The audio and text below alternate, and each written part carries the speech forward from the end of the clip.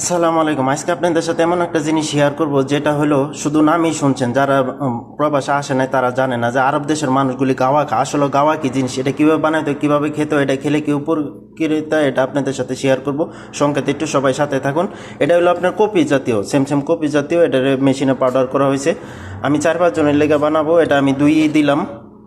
আমি এখন এটা হাফ লিটার পানি দিছি, দিয়া ধরেন এটার পুরা 40 মিনিট আমি গরম করছি, বুঝছেন। 40 মিনিট ফুটাইছি। এটা তো আপনাদেরকে দেখানো গেল না, যেহেতু ভিডিওটা বড় হয়ে যাবে।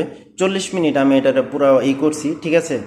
মানে বলক পারাইছি যেটা বলে, ঠিক আছে। 40 মিনিট। এখন আপনার এটা হলো এলাচ। এলাচে আমি মেশিনে যে ব্লান্ডিংয়ে পাউডার করছি, ঠিক আছে। 1 চামচ এলাচ দিব, সুন্দর একটা তালা যায়, দেখছেন। এখানে আপনার হলো আদা গুঁড়া, ঠিক আছে। এই যে একটু আদা গুঁড়া দিব। আর এটা যে আমি যে আপনার যে 40 মিনিট যে আপনার এটার আমি ফুটাইছি 40 মিনিট। এই যে এটাকে আমি 40 মিনিট আগে ফুটাইছি, ঠিক আছে। 40 মিনিট ফুটাইছি। দেখেন রংটা কীরকম হয়েছে, ঠিক আছে। এটাই হলো গাওয়া, সৌদি আরবের রাখা। এটা ধরেন আগে খেজুর খা, পরে গাওয়া খা। এটা খেলে কি হয় জানেন, এটা খেলে যদি কোনো ধরনের মাথা ব্যথা থাকে, তারপরে একটু ঘুম কম হয়, সেম সেম কপি জাতীয়, বুঝছেন। এটা হলো কপি জাতীয়। এই যে সুন্দর একটা তালাজার মধ্যেই করলাম।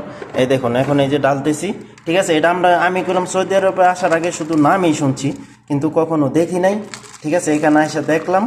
এটার নামই হলো গাওয়া, ঠিক আছে। এটাই হলো গাওয়া। আরব দেশের এরা এটাই গাওয়া খা, ঠিক আছে। এটাই হলো গাওয়া, বুঝছেন। তো অবশ্যই জিনিসটা দেখলেন যে আসলে এটা আগে অনেক কিছু ভাবতাম, গাওয়া না জানি কেমন, অনেক অনেক ধরনের কথা বলে, কিন্তু আজকে আপনাদের সাথে শেয়ার করে দেখাইলাম। অবশ্যই কেমন হয়েছে ভিডিওটা কমেন্টে জানাবেন। একজন আরেকজনের সাথে রিপ্লাইয়ের সাথে যুক্ত হয়ে যাবেন। থ্যাংক ইউ, ভালো থাকবেন।